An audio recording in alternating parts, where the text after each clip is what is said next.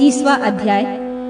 सखियों सहित देवयानी और शर्मिष्ठा का वन विहार, राजा ययति का आगमन, देवयानी के साथ बातचीत तथा विवाह। शौनक जी कहते हैं, नृपश्रेष्ठ, तदनंतर दीर्घ काल के पश्चात उत्तम वन वाली देवयानी फिर उसी वन में विहार के लिए गई। उस समय उसके साथ 1000 दासियों सहित शर्मिष्ठा भी सेवा में उपस्थित थी। वन में उस प्रदेश के जाकर उसने समस्त सखियों के साथ अत्यंत प्रसन्नता पूर्वक इच्छा अनुसार विचरने लगी। वो सब वहाँ भांति भांति खेल खेलती हुई आनंद में मग्न होती जा रही थी। वे कभी वानस्पतिक पुष्पों की मादकता पान करती तो कभी नाना प्रकार के भोजन पदार्थ का स्वाद लेती तथा कभी फल खाती। उस समय द्वेच्छा के निहुष राजा ययति पुनः शिकार खेलने के लिए उस स्थान पर आ गए। वो परिश्रम करने के कारण अधिक थक गए थे तथा जल पीना चाहते थे। उन्होंने देवयानी, शर्मिष्ठा तथा अन्य युवतियों को देखा। वे सभी पानी योग रस का पान कर रही थी। राजा ने पवित्र मुस्कान वाली देवयानी को वहाँ परम सुंदर आसन पर बैठी हुई देखा। उसके रूप की कहीं तुलना नहीं थी। वह सुंदरी उस स्त्रियों के मध्य में बैठी हुई थी और शर्मिष्ठा उसकी चरण सेवा कर रही थी। ययति ने पूछा, जो 1000 कुमारी सखियों उसकी धरी हुई कन्या है, वह आप दोनों की गोत्र तथा नाम पूछ रहा हूँ। शुभे, आप दोनों का परिचय क्या है?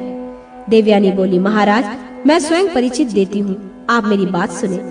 असुरों के जो प्रसिद्ध गुरु शुक्राचार्य हैं, मैं उन्हीं की पुत्री हूँ, जानिए। यह दानव राज वृषभ की पुत्री शर्मिष्ठा मेरी सखी और दासी है। मैं विवाह होने पर जहाँ जाऊंगी, ये भी मेरे साथ जाएगी। ययति बोले, सुंदरी, ये असुरराज की रूपवती कन्या सुंदर भाव वाली शर्मिष्ठा आपकी सखी और दासी किस प्रकार हुई, ये बताइए। इससे सुनने के लिए मेरा मन बड़ा ही उत्कंठा हो रहा है। देवयानी बोली, न श्रेष्ठ, जब लोग दैव्य के विधान का अनुसरण करते हैं, उसी के भाग्य का विधान मानकर संतोष कीजिए। इस विषय की विचित्र घटनाओं को ना पूछिए। आपके रूप और वेश राजा के समान है तथा आप विशुद्ध संस्कृत भाषा बोल रहे हैं। मुझे ये बताइए, आपका क्या नाम है, आप कहाँ से आए हैं और किसके पुत्र हैं? ययति ने कहा, मैं ब्रह्मचार्य पालन पूर्वक संपूर्ण वेद का अध्ययन किया है। मैं राजा नुहुष का पुत्र हूँ तथा इस समय मैं स्वयं राजा हूँ। मेरा नाम ययति है। देवयानी ने कहा, महाराज, आप किस कार्य से वन में आए हुए हैं? आप जल अथवा कमल लेना चाहते हैं या शिकार की इच्छा से यहाँ आए हैं? ययति ने कहा, भद्रे, मैं एक हिंसक पशु को मारने के लिए उसका पीछा कर रहा था। उससे बहुत थक गया हूँ और पानी पीने के लिए यहाँ आया हूँ। अतः अब आप मुझे जाने की आज्ञा दें। देवयानी ने कहा, सखे, आपका कल्याण हो। मैं 2000 कन्याओं तथा अपनी सेविका शर्मिष्ठा के साथ आपके अधीन होती हूँ। आप मेरे पति हो जाए। ययति बोले, शुक्र नंदिनी देवयानी, आपका भला हो। भामिनी, मैं आपके योग्य नहीं हूँ। क्षत्रिय लोग आपके पिता से कन्यादान लेने के अधिकारी नहीं हैं। देवयानी ने कहा, नहुष नंदन, ब्राह्मण के क्षत्रिय जाति और क्षत्रिय से ब्राह्मण जाति मिली हुई है। आप राष्ट्रीय के पुत्र हैं और स्वयं भी राष्ट्रीय हैं, अतः आज मुझसे विवाह कीजिए। ययति बोले, वरान्य, एक ही परमेश्वर के शरीर में 4 वर्णों की उत्पन्न हुई है, परंतु सबके धर्म और शौचार अलग अलग है। ब्राह्मण उन सब में श्रेष्ठ वर्णों में गिना जाता है। देवयानी ने कहा, निहुष कुमार, नारी के लिए पानी ग्रहण एक धर्म है। पहले किसी भी पुरुष ने मेरा हाथ नहीं पकड़ा था, सबसे पहले आपने मेरा हाथ पकड़ा है, इसलिए आपको ही मैं पति रूप में वरण करना चाहती हूँ। मैं मन को वश में रखने वाली स्त्री हूँ। आप जैसे ऋषि कुमार अथवा ऋषि द्वारा पकड़े गए मेरे हाथ स्पर्श अब दूसरा कोई नहीं कर सकता। ययति बोले, देवी, विज्ञ पुरुषों को चाहिए कि वो ब्राह्मणों को क्रोध से ना भरे हुए विषधर सर्प अथवा सब और से प्रज्वलित अग्नि से भी अधिक दुर्गश और भयंकर समझे। देवयानी ने कहा, पुरुष पर्वव, ब्राह्मण विषधर सर्प और जब सब और प्रज्वलित होने वाली अग्नि से भी दुर्लभ और भयंकर है, ये बात आपने कैसे कह डाली?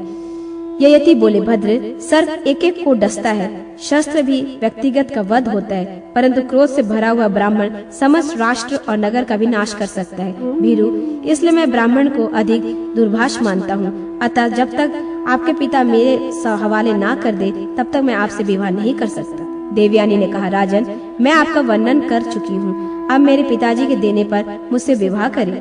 आप स्वयं तो उसमें याचना नहीं करते हैं, उनके देने पर मुझे स्वीकार करेंगे, अतः आपको अनेक कोप का भय नहीं। राजन, 2 घड़ी ठहर जाइए, मैं अभी पिताजी के पास संदेश भेजती हूँ। धाय, शीघ्र जाओ और मेरे ब्रह्म तुल्य पिताजी को यहाँ बुला लाओ। उसमें ये भी कह देना कि देवयानी स्वयंवर की विधि से नियुष राजा ययति का पति रूप में वर्णन किया है। शौनक जी कहते हैं, राजन, इस प्रकार देवयानी ने तुरंत धय को भेजकर अपने पिता को संदेश दिया। धय से जाकर शुक्राचार्य से सब बातें ठीक ठाक बता दी। सब समाचार सुनते ही शुक्राचार्य वहां आकर राजा को दर्शन देते हैं। विप्रवर शुक्राचार्य को आया देखकर राजन ययति ने उन्हें प्रणाम किया और हाथ जोड़कर विनम्र भाव से खड़े हो गए। तब शुक्राचार्य जी ने राजा को परम मधुर वाणी से सांत्वना प्रदान की। देवयानी बोली, तात, आपको हाथ जोड़कर नमस्कार है। मैं निहुष पुत्र राजा ययति है। इन्होंने निक संकट के समय मेरा हाथ पकड़ा था। आप मुझे इन्हीं की सेवा में समर्पित कर दे। मैं इस जगत में इनकी सेवा दूसरे किसी और पति का वरण नहीं करूंगी। शुक्राचार्य ने कहा, वीर निहुष नंदन, मेरी इस लाडली पुत्र ने तुम्हें पति रूप में वर्णन किया है, अतः मेरी दी हुई इस कन्या को तुम अपनी पटरानी के रूप में ग्रहण करो। ययति बोले, भार्गव ब्राह्मण, मैं आपसे ये वर मांगता हूँ कि इस विवाह के अत्यंत प्रत्यक्ष देखने वाले वर्ण संकर जाति महान अधर्म मेरा स्पर्श न करे। शुक्राचार्य ने कहा, राजन, मैं तुम्हें अधर्म से मुक्ति करता हूँ। तुम्हारी जो इच्छा है वो मांग लो। विवाह से लेकर तुम प्रशंसा के पात्र बन जाओगे। तुम्हारे सारे पापों को दूर करता हूँ। तुम सुंदर मुस्कान वाली देवयानी को धर्म पूर्वक अपनी पत्नी बनाओ और इसके साथ रहकर अतुल सुख और प्रसन्नता प्राप्त करो। महाराज, वशावर की पुत्री तथा कुमारी शर्मिष्ठा भी तुम्हें समर्पित है। इसका सादर आदर करना, किंतु इसे शेष पर कभी न सुलाना। तुम्हारा कल्याण हो। इस शर्मिष्ठा को एकांत में बुलाकर ना तो इससे बात करना, न इसे शरीर का स्पर्श करना। अब तुम विवाह करके देवयानी को अपनी पत्नी बनाओ। इससे तुम्हें इच्छा अनुसार फल की प्राप्ति होगी। शौनक जी कहते हैं, शुक्राचार्य के ऐसे कहने पर राजा ययति उनकी परिक्रमा की और शस्त्र युद्ध विधि से मंगलमय विद्या कार्य समाप्त किया। पुनः उस महात्मा की आज्ञा लेने श्रेष्ठ ययति बड़े हर्ष के साथ अपनी राजधानी की ओर चले गए। 31वां अध्याय। ययति से देवयानी को पुत्र प्राप्ति, ययति और शर्मिष्ठा का एकांत मिलन और उनसे एक पुत्र का जन्म। शौनक जी कहते हैं, ययति की राजधानी महेंद्रपुरी अमरावती के समानी थी। उन्होंने वहां आकर देवयानी को अंतपुर के में स्थान दिया और उसी की अनुमति से अशोक वाटिका के समीप एक महल बनवाकर उसमें वर्षापूर्वा की पुत्री शर्मिष्ठा को उसकी 1000 दासियों के साथ ठहराया और उन सब के लिए अन्न, वस्त्र तथा पेय आदि की अलग अलग व्यवस्था कर दी। देवयानी ययति के साथ परम रमणीय एवं मनोरम अशोक वाटिका में आती और शर्मिष्ठा के साथ वन विहार करके उसे वहीं छोड़कर स्वयं राजा के साथ महल में चली जाती थी। इस प्रकार वो बहुत समय तक प्रसन्नता पूर्वक आनंद भोगती रही। निहुष कुमार राजा ययति ने देवयानी के साथ बहुत वर्षों तक देवताओं की भांति विहार किया। उसके साथ बहुत प्रसन्न और खुश थे। ऋतुकाल आने पर सुंदरी देवयानी का गर्भ धारण कर लिया और समय अनुसार प्रथम पुत्र को जन्म दिया। उधर 1000 वर्ष व्यतीत हो जाने पर युवा व्यवस्था को प्राप्त हुए वर्षा की पुत्री कमल नयनी शर्मिष्ठा ने अपने आप को रजस्वल अवस्था में देखा और चिंताग्रस्त हो मन ही मन कहने लगी, मुझे ऋतुकाल प्राप्त हो गया है, किंतु अभी तक मैंने पति का वर्णन नहीं किया। ये कैसी परिस्थिति आ गई? अब क्या करना चाहिए अथवा क्या करने से सुख होगा? देवयानी को पुत्र की प्राप्ति हो गई, किंतु मुझे जो युवा व्यवस्था प्राप्त हुई वो व्यर्थ जा रही है। जिस प्रकार उसने पति का वरण किया है, उसी प्रकार मैं भी उन्हें महाराज का क्यों न पति के रूप में वरण कर लूं। मेरे याचना करने पर राजा मुझे पुत्र रूप फल दे सकते हैं, इस बात का मुझे पूरा विश्वास है। परंतु क्या धर्मात्मा नरेश इस समय मुझे एकांत में दर्शन देंगे? शौनक जी कहते हैं, शर्मिष्ठा इस प्रकार विचार कर ही रही थी कि राजा ययति उसी समय देववश महल से बाहर निकले और अशोक वाटिका के निकट शर्मिष्ठा को देखकर आश्चर्यचकित हो गए। मनोहर हास वाली शर्मिष्ठा ने उन्हें एकांत में अकेले देखा। तब उनसे आगे बढ़कर उसकी आवागनी तथा हाथ जोड़कर राजा से बात करती रही। शर्मिष्ठा ने कहा, निशुष नंदन, चंद्रमा, इंद्र, वायु, यम अथवा वरुण क्यों न हो, आप महल में कौन की स्त्री की ओर दृष्टि डाल सकता है? अतः मैं यह सर्वथा सुरक्षित हूँ। महाराज, मेरे रूप, कुल और शील कैसे हैं, ये तो आप सदा से जानते हैं। मैं आज आपको प्रसन्न करके ये प्रार्थना करती हूँ कि मुझे ऋतु दान दीजिए, मेरे ऋतुकाल को सफल बनाइए।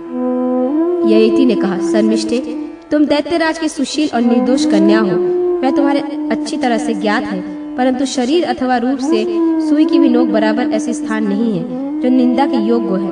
परंतु क्या करूं? जब मैं देवयानी के साथ विवाह किया उस समय शुक्राचार्य ने मुझे स्पष्ट कहा था कि वर्षापुर की पुत्री शर्मिष्ठा को अपनी सेज पर ना बुलाना। शर्मिष्ठा ने कहा, राजन, परिहास युक्त वचन आलस्य हो तो हानिकारक नहीं होते।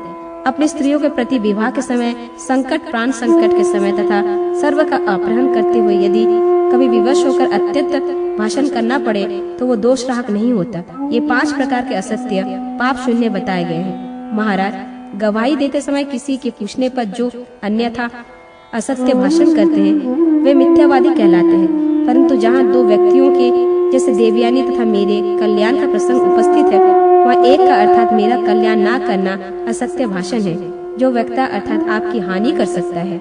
ययति बोले, देवी, सब प्राणियों के लिए राजा ही प्रणाम है। यदि वो झूठ बोलने लगे तो उसका नाश हो जाता है, अतः अर्थ संकट में पड़ने पर भी मैं गलत काम नहीं कर सकता। शर्मिष्ठा ने कहा, राजन, अपना पति और सखी का पति दोनों बराबर माने गए हैं। मेरे सखी ने आपको अपना पति बनाया, अतः मैंने भी बनाया। ययति बोले, याचकों को उनकी अभिष्ट वस्तुएं दी जाए, ऐसा मेरा व्रत है। तुम भी मुझसे अपनी मनोरथ की याचना करती हो, अतः बताओ मैं तुम्हारा कौन सा प्रिय कार्य करूं? शर्मिष्ठा ने कहा, राजन, मुझे अधर्म से बचाइए तथा धर्म का पालन कराइए। मैं चाहती हूँ कि आपसे संतानवती होकर इस लोक में उत्तम धर्म का आचरण करूं। महाराज, 3 व्यक्ति धन के अधिकारी नहीं होते, पत्नी, दास और पुत्र। उनकी संपत्ति भी उसी की होती है जहाँ वो जाते हैं, जिनके अधिकार में रहते हैं, अर्थात पत्नी के धन पति का, सेवक का धन सेविका का और पुत्र का धन पिता का अधिकार होता है। मैं देवयानी की सेविका हूँ और देवयानी आपके अधीन है, अतः राजन, वह और मैं दोनों ही आपके सेवन अपनाने योग्य है, इसलिए आप मुझे भी अंगीकार कीजिए। शौनक जी कहते हैं, शर्मिष्ठा के ऐसे कहने पर राजन उनकी बातों को ठीक समझ गया। उन्होंने शर्मिष्ठा का सत्कार किया और धर्म अनुसार उसे अपना भार्य बनाया। फिर शर्मिष्ठा के साथ सहवास करके एक दूसरे के आदर सत्कार करने के पश्चात दोनों जैसे आए थे वैसे अपने अपने स्थान पर चले गए। सुंदर भुवों वाली वृषपूर्वा कुमारी शर्मिष्ठा ने उस सहवास से नृपश्रेष्ठ ययति को प्रथम गर्भ धारण कर लिया। तदनंतर समय आने पर कलम के नेत्र समान नेत्र वाली शर्मिष्ठा ने देव बालक जैसे सुंदर एवं सूर्य के समान तेजस्वी एक कुमार को उत्पन्न किया। 32वां अध्याय। देवयानी और शर्मिष्ठा का संवाद। ययति से शर्मिष्ठा के पुत्र होने की बात जानकर देवयानी का रूठना और अपने पिता के पास जाना तथा शुक्राचार्य का ययति को बूढ़े होने का श्राप देना। शौनक जी कहते हैं, भरत, पवित्र मुस्कान वाली देवयानी ने जब सुना कि शर्मिष्ठा के पुत्र हुआ है तब वह दुख से पीड़ित हो गई। शर्मिष्ठा के व्यवहार को लेकर वो बड़ी चिंता में पड़ गई। वह शर्मिष्ठा के पास गई और उसने इस प्रकार कहा, सुंदर भावों वाली शर्मिष्ठे, तुम काम विलोप होकर तुमने ऐसे पाप क्यों कर डाला? शर्मिष्ठा बोली, सखी, कोई धर्मात्मा ऋषि आए थे जो वेदों के पारंगत विद्वान थे। मैंने उस वितार्दक ऋषि से धर्म अनुसार काम की याचना की। सुसुवते, मैं न्याय विरुद्ध कामना का आचरण नहीं करती हूँ। उन ऋषि ने मुझे संतान पैदा हुई, ये तुमसे सत्य कह रही हूँ। देवयानी ने कहा, शर्मिष्ठे, यदि ऐसी बात है, तुम यदि ज्येष्ठ और श्रेष्ठ द्विजों के संतान प्राप्त की है तो तुम्हारे ऊपर मेरा क्रोध नहीं रहना चाहिए। भीरू, यदि ऐसी बात है तो बहुत अच्छा हुआ। मैं उन द्विजों के गोत्र, नाम और कुल का कुछ परिचय मिला, मैं उनको जानना चाहती हूँ। शर्मिष्ठा बोली, शुभचिंते, मुझे अपने तप और तेज से सूर्य की भांति प्रकाशित हो रहे थे। उन्हें देखकर मुझे कुछ पूछने का साहस ही नहीं हुआ। शौनक जी कहते हैं, शनातिक, वो दोनों आपस में इस प्रकार बातें करके हंस पड़ी। देवयानी को प्राप्तित हुआ कि शर्मिष्ठा ठीक कह रही है, अतः वो चुपचाप महल में चली गई। राजा ययति ने देवयानी के गर्भ से 2 पुत्र उत्पन्न हुए, जिनके नाम थे यदु और सुतुर्व। वे दोनों इंद्र और विष्णु के भांति प्रतीत हो रहे थे। उन्हें राष्ट्री के विश्व पुत्र शर्मिष्ठा ने 3 पुत्रों को जन्म दिया, जिनका नाम था द्रिहु, अनु और पुरु। राजन तदनंतर किसी समय पवित्र मुस्कान वाली देवयानी ययति के साथ एकांत वन में गई। वहां उसने देवताओं के समान सुंदर रूप वाले बालकों को निर्भय होकर क्रीड़ा करते देखा। उन्हें देखकर वह आश्चर्यचकित होकर इस प्रकार बोली। देवयानी ने पूछा, राजन, ये देव बालकों के तुल्य शुभ लक्षण संपन्न कुमार किसके हैं? तेज और रूप में तो यूं है जिसके आग के समान जान पड़ते हैं। राजा ने इस प्रकार पूछकर उसके फिर कुमारों को प्रसन्न किया। बच्चे, तुम लोग किस गोत्र से उत्पन्न हुए हो? तुम्हारे ब्रह्म पिता का नाम क्या है? ये सब मुझे ठीक ठीक बताओ, मैं तुम्हें पिता का नाम सुनना चाहती हूँ। देवयानी के इस प्रकार पूछने पर उन बालकों ने पिता का परिचय देते हुए तर्जनी उंगली से उन्हें नृपश्रेष्ठ को दिखा दिया और शर्मिष्ठा उन्हें अपनी माता बताया। शौनक जी कहते हैं, ये सब कहकर वो सब बालक एक साथ राजा के समीप आ गए, परंतु उस समय देवयानी के निकट राजा ने उनका अभिनंदन नहीं किया, उन्हें गोद में नहीं उठाया। तब बालक रोते हुए शर्मिष्ठा के पास चले गए। उनकी बातें सुनकर राजा ययति लज्जित से हो गए। उन बालकों का राजा के प्रति विशेष प्रेम देखकर देवयानी सारा रहस्य समझ गई और शर्मिष्ठा से इस प्रकार बोली। देवयानी बोली, शर्मिष्ठे, तुमने मेरे अधीन होकर भी मुझे अप्रिय लगने वाली वर्ताव क्यों किया? तुमने फिर उसी असुर धन पर उतर आई हो, क्या तुम्हें डर नहीं लगता? शर्मिष्ठा बोली, मनोहर मुस्कान वाली सखी, मैं जो ऋषि कहकर अपने स्वामी का परिचय दिया था वो तो सत्य है। मैं न्याय और धर्म के अनुकूल आचरण करती हूँ, अतः तुमसे नहीं डरती। जब तुमने राजा का पति रूप में वरण किया था उसी समय मैंने भी कर लिया। शोभने, तुम ज्येष्ठ एवं श्रेष्ठ हो, ब्राह्मण की पुत्र हो, अतः मेरे लिए माननीय एवं पूजनीय हो। परंतु ये राष्ट्री मेरे लिए तुमसे भी अधिक पूजनीय है। क्या ये बात तुम नहीं जानती? शुभे, तुम्हारे पिता और मेरे गुरु शुक्राचार्य ने ही हम दोनों को एक साथ महाराज की सेवा में समर्पित किया था। तुम्हारे पति और पूजनीय महाराज ययति भी मुझे पालन करने योग्य मानकर मेरा पोषण करते हैं। शौनक जी कहते हैं, शर्मिष्ठा का ये वचन सुनकर देवयानी ने कहा, राजन, अब मैं यहाँ नहीं रहूंगी, आपने मेरा अत्यंत अप्रिय किया है। ऐसा कहकर तरुणी देवयानी आंखों में आंसू भरकर सहसा उठी और तुरंत ही शुक्राचार्य के पास जाने के लिए वहाँ से चल पड़ी। ये देखकर उस समय राजा ययति बहुत व्यथित हो गए। वो व्याकुल होकर देवयानी को समझाते हुए उनके पीछे पीछे गए, परंतु वो नहीं लौटी। उसकी आंखों में क्रोध भरी हुई थी। वह राजा से कुछ न बोलकर केवल नेत्रों से आंसू बहकर चली गई। कुछ ही देर में वो कवि पुत्र शुक्राचार्य के पास पहुंची। पिता को देखते ही वो प्रणाम करके उसके सामने खड़ी हो गई। तदनंतर राजा ययति ने शुक्राचार्य की वंदना की। देवयानी ने कहा, पिताजी, अधर्म से धर्म को जीत लिया, नीच की उन्नति हुई और उच्च की अवनीति। वृषभपुत्री शर्मिष्ठा मुझे लांग कर आगे बढ़ गई। उन महाराज ययति ने उससे 3 पुत्र हुए, किंतु तात मुझ भाग्यवान के 2 ही पुत्र हुए। ये मैं आपसे ठीक ठीक बता रही हूँ भृगुश्रेष्ठ। ये महाराज धर्म यज्ञ के रूप में प्रसिद्ध है, किंतु उन्होंने मर्यादा का उल्लंघन किया है। कविनंदन, मैं आपसे ये यथार्थ कह रही हूँ। शुक्राचार्य ने ययति से कहा, महाराज, तुमने अधर्म होकर भी अधर्म को प्रिय मानकर उसका आचरण किया है, इसलिए तुमने जितना कठिन है वो विद्रह अवस्था में तुम्हें शीघ्र ही धर दबाएगी। ययति बोले, भगवान, दानवराज की पुत्री मुझसे ऋतुदान मांग रही थी, अतः मैंने धर्म शास्त्र मारकर ये कार्य किया, किसी दूसरे विचार से नहीं। ब्राह्मण, जो पुरुष न्याय युक्त ऋतु की याचना करने वाली स्त्री को ऋतुदान नहीं देता, वो ब्रह्मवादी विद्वानों द्वारा गर्भ की हत्या करने वाला कहा जाता है। जो न्याय संपत्ति कामना से युक्त गम्य स्त्री को द्वारा एकांत में प्रार्थना करने पर उसके साथ समागम नहीं करता, वो धर्म शास्त्र के अनुसार विद्वानों द्वारा गर्भ या ब्रह्म की हत्या करने वाला बताया जाता है। ब्राह्मण, मेरा ये व्रत किसी और को वस्तु ना मांगे, उसे अवश्य दे दूंगा। आपके ही द्वारा मुझे सौंपी गई शर्मिष्ठा इस जगत में दूसरे किसी पुरुष को अपना पति नहीं बनाना चाहती थी, अतः उसकी इच्छा पूर्ण करना धर्म समझकर मैंने वैसा ही किया। आप इसके लिए मुझे क्षमा करें। भृगुश्रेष्ठ, इन्हीं का कारणों की वजह से मुझे अधर्म से भय उग्रित हो मैं शर्मिष्ठा के पास गया था। शुक्राचार्य ने कहा, राजन, तुम्हें इस विषय में मेरी आदेश का ध्यान रखना चाहिए था, क्योंकि तुम मेरे अधीन हो। नियुष नंदन, धर्म में मिथ्या आचरण करने वाले पुरुष को चोरी का पाप लगता है। शौनक जी कहते हैं, क्रोध में भरे हुए शुक्राचार्य ने श्राप देने पर नियुष पुत्र राजा ययति उसी समय पूर्व अवस्था यौवन का परित्याग करके तत्काल बूढ़े हो गए। ययति बोले, भृगुश्रेष्ठ, मैं देवयानी के साथ युवा अवस्था में रहकर तृप्त नहीं हो सका, अतः ब्राह्मण, मुझ पर ऐसी कृपा कीजिए जिससे ये बुढ़ापा मेरे शरीर में प्रवेश ना करे। शुक्राचार्य ने कहा, भूमिपाल, मैं झूठ नहीं बोलता, बूढ़े तो तुम हो ही गए हो, किंतु तुम्हें इतनी सुविधा जरूर देता हूँ, यदि चाहो तो किसी दूसरे पर जवानी लेकर इस बुढ़ापे को उसके शरीर में डाल सकते हो। ययति बोले, ब्राह्मण, मेरे जो पुत्र है अपनी युवावस्था मुझे दे, वह पुण्य और कीर्ति की भागी होने के साथ साथ मेरे राज्य का भी भागी होगा। शुक्राचार्य जी, आप इसका अनुदान करें। शुक्राचार्य ने कहा, नियुषी नंदन, मुझे भक्ति भाव के मेरे चिंतन करने वाले विरह अवस्था इच्छा अनुसार दूसरे के शरीर में संचार कर सकोगे। इस दशा में तुम्हें पाप भी नहीं लगेगा। जो पुत्र तुम्हें प्रसन्नता पूर्वक अपनी युवा अवस्था दे देगा वही राजा होगा, साथ ही दीर्घायु, यशवी तथा अनेक अध्याय युक्त होगा।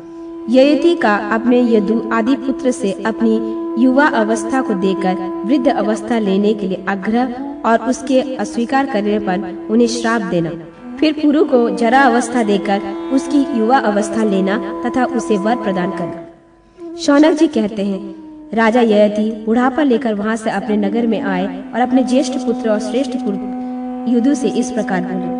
ययति ने कहा, तात, कवि पुत्र शुक्राचार्य ने मुझे श्राप से बूढ़ा बना दिया है। मेरे शरीर में झुर्रियां पड़ गई है तथा बाल सफेद हो गए हैं, किंतु मैं अभी जवानी को भोगे में तृप्त नहीं हो चुका हूँ। यदो मुझे बुढ़ापे के साथ मेरे दोष को ले लो और तुम्हें जवानी द्वारा विषय का उपयोग करो। 1 वर्ष बाद मेरे पुनः होने के बाद तुम्हें जवानी देकर बुढ़ापे के साथ अपना दोष वापस ले लूंगा। यदु बोले, महाराज, मैं इस बुढ़ापे को लेने की इच्छा नहीं करता, जिसके आने पर दाढ़ी मूछ बाल सफेद हो जाते हैं, जीवन का आनंद चला जाता है, वृद्ध अवस्था सर्वथा शिथिल होती है, सारे शरीर में झुर्रियां पड़ जाती है और मनुष्य इतना दुर्लभ और कृशकाय हो जाता है कि उसकी ओर देखते नहीं बनता। बुढ़ापा में काम काज करने वाली शक्ति नहीं रहती। युवतियां तथा जीविका पालने वाली सेवक भी तिरस्कार करते हैं। अतः मैं वृद्ध अवस्था नहीं लाना चाहता। धर्म नरेश्वर, आप बहुत से पुत्र हैं, आप उससे मुझे अधिक प्रिय हैं, अतः बुढ़ापा लेने के लिए आप उनसे दूसरे पुत्र को चुन लीजिए। ययति ने कहा, तात, मुझे मेरे हृदय से उत्पन्न औरस पुत्र होकर भी मुझे तुमसे युवा अवस्था नहीं देते हैं, इसीलिए इस पाप के कारण तुम्हारी संतान मामा के अनुचित संबंध द्वारा उत्पन्न होकर राजपुरा कहलाएगा। तब उन्होंने तुर्वसा को बुलाकर कहा, तुर्वसो, तुम बुढ़ापे के साथ साथ मेरा देश ले लो बेटा। मेरी तुम्हारी जवानी से विषयों का उपयोग करूंगा। 1000 वर्ष पूर्ण होने पर मैं तुम्हारी जवानी लौटा दूंगा और बुढ़ापे सहित अपने दोष को वापस ले लूंगा। तुसर बोला, तात, काम भोग का नाश करने वाली वृद्धावस्था मुझे नहीं चाहिए। वह बल तथा रूप अंत कर देती है और वृद्धि एवं मान प्रतिष्ठा भी नाश करने वाली है। ययति ने कहा, तुर्वसो, तुम मेरे हृदय से उत्पन्न होकर भी मुझे अपनी युवावस्था नहीं देते हो, इसलिए तुम्हारी शांति नष्ट हो जाएगी। मूढ़, जिस आचार और धर्म वर्णन संस्कार के समान है, वह प्रतिलोभ संस्कार जातियों गिने जाते हैं तथा कच्चा मांस खाने वाले एवं चंडाल आदि की श्रेणी में आते हैं। ऐसे यौवन आदि अनिष्ट अधिक दशकों के लोग तुम राजा होगे। जो गुरु पत्नियों के आसक्त है, जो पशु पक्षी आदि का आचरण करने वाले हैं तथा जिनके सारे आचार विचार भी पशुओं के समान है, तुम उन पाप आत्मा मनुष्यों के राजा बनोगे। शौनक जी कहते हैं, राजा ययति ने इस प्रकार अपने पुत्र तुसर को श्राप देकर शर्मिष्ठा के ज्येष्ठ पुत्र ध्रुवा से ये बात कही। ययति ने कहा, ध्रुवो, कांति तथा रूप का नाश करने वाली ये वृद्धावस्था तुम ले लो और 1000 वर्षों के लिए अपनी जवानी मुझे दे दो। 1000 वर्ष पूर्ण हो जाने पर मैं पुनः तुम्हारी जवानी तुम्हें दूंगा और बुढ़ापे के साथ अपना दोष भी ले लूंगा। ध्रुव बोले, पिताजी, बूढ़ा मनुष्य ना तो राज्य सुख का अनुभव कर सकता है, न घोड़े न रथ पर चढ़ सकता है, वह स्त्री का उपयोग भी नहीं कर सकता, उसके हृदय में राग प्रेम उत्पन्न नहीं होता, अतः मैं वृद्ध अवस्था नहीं लेना चाहता। ययति ने कहा, ध्रुव, तुमने मेरे हृदय से उत्पन्न होकर भी मुझे जवानी नहीं दे रहे हो, इसलिए तुम्हारा प्रिय मनोरथ कभी सिद्ध नहीं होगा। जहाँ घोड़े जूते हुए मनोरथ हाथ घोड़ों, हाथियों, पिटकों, पालकाओं, गिद्धों, बकरों, बैलों और शिबिका आदि की गति नहीं है, जहाँ प्रतिदिन केवल नाव पर ही बैठकर घूमना फिरना होगा, ऐसे पंचनद के निचले प्रदेश में तुम अपने संतानों के साथ चले जाओ और वहाँ रहकर तुम्हारे वंश लोग राजा नहीं भोज कहलाएंगे।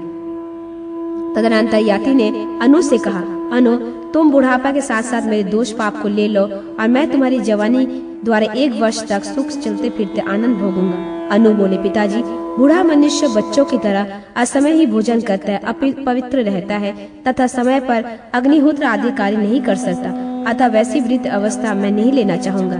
ययति ने कहा, अनु, तुम मेरे हृदय से उत्पन्न होकर भी अपनी युवा अवस्था मुझे नहीं दे सकते और बुढ़ापे के दोष बतला रहे हो, अतः तुम वृद्ध अवस्था के समस्त दोषों को प्राप्त करोगे। तुम्हारी संतान जवान होते ही मर जाएगी तथा तुम भी बूढ़े होकर अग्निहोत्र का त्याग कर दोगे। तत्पश्चात ययति ने पुरु से कहा, पुरो, तुम मेरे अत्यधिक प्रिय पुत्र हो, गुणों में तुम श्रेष्ठ होगे। तात, मुझे बुढ़ापा ने घेर लिया है, सब अंगों में झुर्रियां पड़ गई है, पर सिर के बाल सफेद हो गए हैं, बुढ़ापे पे चिन्ह मुझ में एक साथ प्राप्त हुए। कवि पुत्र शुक्राचार्य के श्राप से मेरी ये दशा हुई है, किंतु मैं जवानी के भोगों से अति तृप्त नहीं हो पाया हूँ।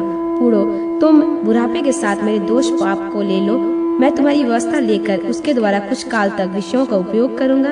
1000 वर्ष पूरा होने पर मैं तुम्हें पुनः तुम्हारी जवानी दे दूंगा और बुढ़ापे के साथ अपना दोष भी ले लूंगा। शौनक जी कहते हैं, ययति के ऐसे कहने पर पुरु ने अपने पिता से विनय पूर्वक कहा, महाराज, आप मुझे जैसा आदेश दे रहे हैं, आप उस वचन का मैं पालन करूंगा। गुरुजनों की आज्ञा पालन करना मनुष्य के लिए पुण्य, स्वर्ग और आयु प्रदान करने वाला है। गुरु ही प्रसाद से इंद्र तीनों लोकों को शासन करता है। गुरु स्वरूप पिता का अनुमति प्राप्त करके मनुष्य स्वर्ण कामनाओं को पा लेता है।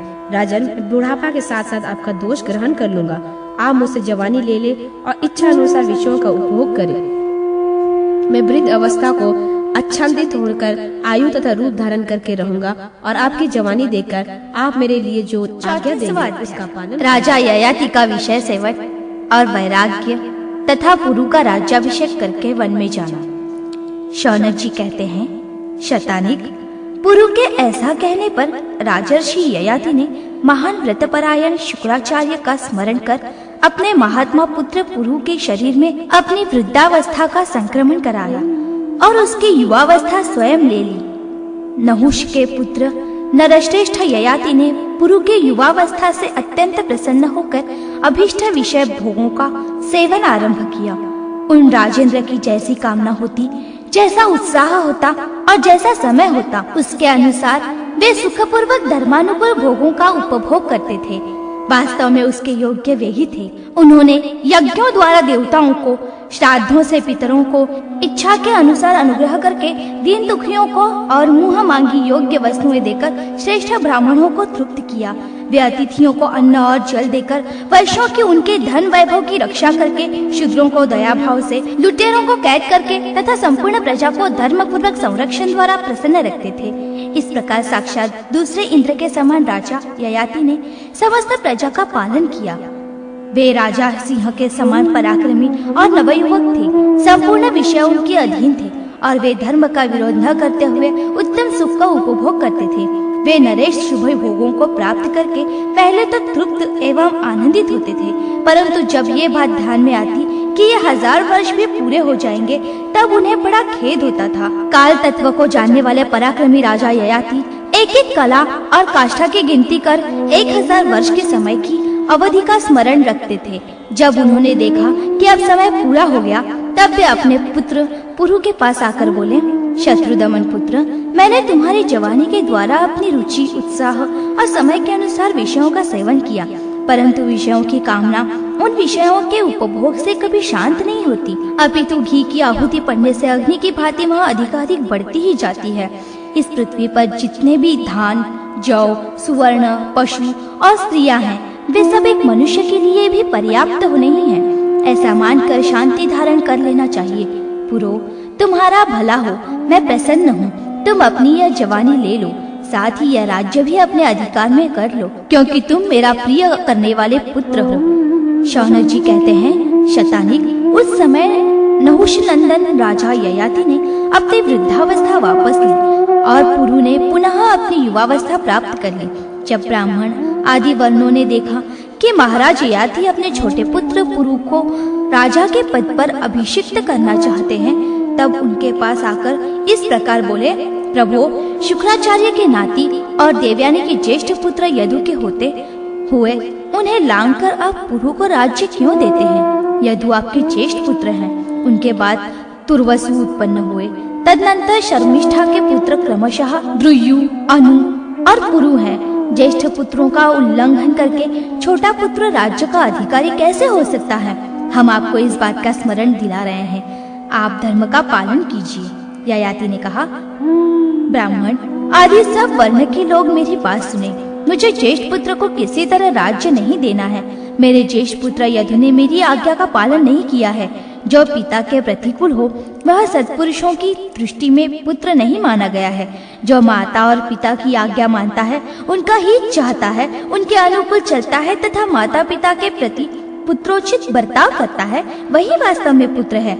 यदु ने मेरी अवहेलना की है। तुर्वसु, द्रुयु तथा अनु ने भी मेरा बड़ा तिरस्कार किया है और पुरु ने मेरी आज्ञा का पालन किया, मेरी बात को अधिक आदर दिया है। इसी ने मेरा बुढ़ापा ले रखा था। अतः मेरा यह छोटा पुत्र ही वास्तव में मेरे राज्य और धन को पाने का अधिकारी है। पुरु ने पुत्र रूप होकर मेरी कामनाएं पूर्ण की हैं। स्वयं शुक्राचार्य ने मुझे वर दिया है कि जो पुत्र तुम्हारा अनुसरण करे वही राजा एवं समस्त भूमंडल का पालक हो। अतः मैं आप लोगों से विनयपूर्ण आग्रह करता हूँ कि पुरु को ही राज्य पर अभिषिक्त करें।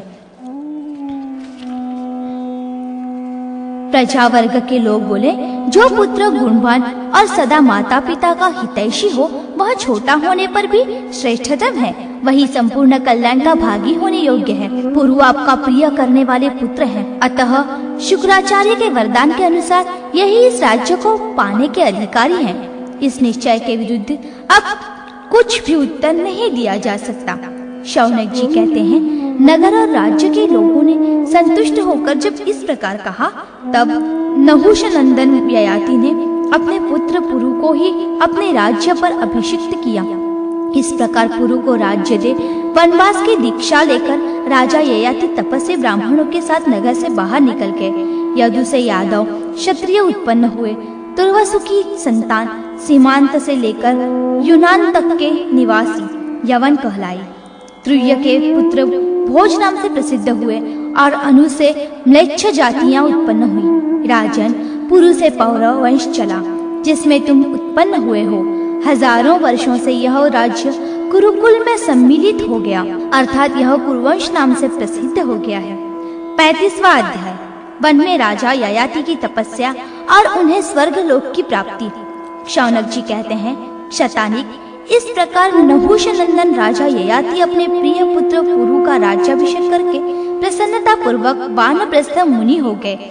वे वन में ब्राह्मणों के साथ रहकर कठोर व्रत का पालन करते हुए फल मूल का आहार तथा मन और इंद्रियों का संयम करते थे। इससे वे स्वर्ग लोक में गए।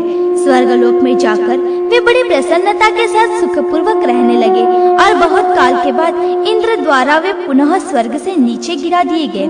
स्वर्ग से भ्रष्ट हो पृथ्वी पर गिरते समय वे भूतल तक नहीं पहुँचे, आकाश में स्थिर हो गए, ऐसा मैंने सुना है। फिर यह भी सुनने में आया है कि वे पराक्रमी राजा ययाति मुनि समाज में राजा वसुमान, अष्टक, प्रतरदन और शिबी से मिलकर पुनः वहीं से साधु पुरुषों के संग के प्रभाव से स्वर्ग लोक में चले गए। शतानिक ने पूछा, भगवान, किस कर्म से वे भूपाल पुनः स्वर्ग में पहुँचे थे तथा इंद्र ने उन्हें भूतल पर क्यों ढकेल दिया था? विप्रवर, मैं ये सारी बातें पूर्ण रूप से यथावत सुनना चाहता हूँ। इन ब्रह्मर्षियों के समीप आप इस प्रसंग का वर्णन करें। कुरुवंश की वृद्धि करने वाले अग्नि के समान तेजस्वी राजा ययाति देवराज इंद्र के समान थे। उनका यश चारों ओर फैला था। देवेश, मैं उन सत्य कीर्ति महात्मा ययाति का चरित्र जो इहलोक और स्वर्ग लोक में सर्वत्र प्रसिद्ध है सुनना चाहता हूँ। शौनक जी कहते हैं, शतानिक, ययाति की उत्तम कथा इहलोक और स्वर्गलोक में भी पुण्यदायक है। यह सब पापों का नाश करने वाली है। मैं तुमसे उसका वर्णन करता हूँ। नहुष पुत्र महाराज ययाति ने अपने छोटे पुत्र पुरु को राज्याभिषेक करके यदु आदि अन्य पुत्रों को सीमांत किनारे के देशों में रख दिया। फिर बड़ी प्रसन्नता के साथ में वे वन में चले गए। फल मूल का आहार करते हुए उन्होंने दीर्घ काल तक निवास किया। उन्होंने अपने मन को शुद्ध करके क्रोध पर विजय पाई और प्रतिदिन देवताओं तथा पितरों का तर्पण करते हुए वानप्रस्थाश्रम की विधि से शास्त्रीय विधान के अनुसार अग्निहोत्र प्रारंभ किया। वे राजा शिलोच्छ वृत्ति का आश्रय ले यज्ञ शेष अन्न का भोजन करते थे। भोजन से पूर्व वन में उपलब्ध होने वाले फल मूल आदि भविष्य के द्वारा अतिथियों का आदर सत्कार करते थे। राजा को इस वृत्ति से रहते हुए पूरे 1000 वर्ष बीत गए। उन्होंने मन और वाणी पर संयम करके 3 वर्षों तक केवल जल का आहार किया। तत्पश्चात वे आलस्य रहित हो 1 वर्ष तक केवल वायु पीकर रहे। फिर 1 वर्ष तक 5 अग्नियों के बीच बैठकर तपस्या की। इसके बाद 6 महीने तक हवा पीकर वे एक पैर से खड़े रहे। तदनंतर पुण्यकीर्ति महाराज ययाति पृथ्वी और आकाश में अपना यश फैलाकर स्वर्गलोक में चले गए। 36वां अध्याय। इंद्र के पूछने पर ययाति का अपने पुत्र पुरु को दिए हुए उपदेश की चर्चा करना।